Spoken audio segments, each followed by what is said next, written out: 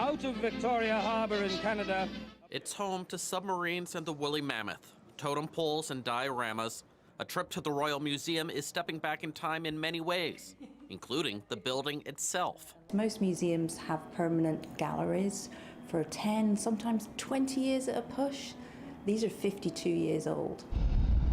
This month, the province held public meetings about its promise to modernize the museum. It's needed for infrastructure reasons, but museum leaders know any change will be a tricky balance. It's a challenge, but it's also an opportunity. People are very nostalgic and very strong feelings about the museum. They're very attached to what's here. So with any moving forward, we have to respect that. If you've spent any time in this museum as an adult or a kid, you remember so many of these famous exhibits, but yet so many of them focus on one particular part of BC's history, when Europeans came here in the 19th century, and so much of what they did back then. In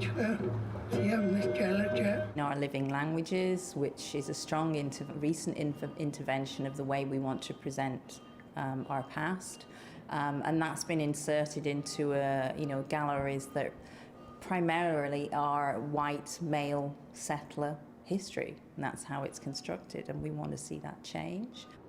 The museum has an internationally recognized repatriation program for Indigenous artifacts, but First Nations rarely are seen in the Becoming BC exhibit, and non-European communities are usually relegated to a footnote. And you can only do that, understanding your identity, by understanding and coming to terms with your past.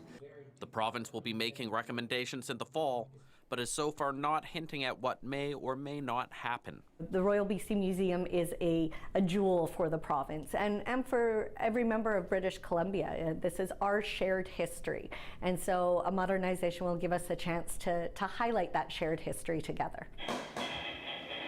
What that shared history highlights in the future might look different than today, because institutions devoted to the past can't be stuck in them. Justin McElroy, CBC News, Victoria.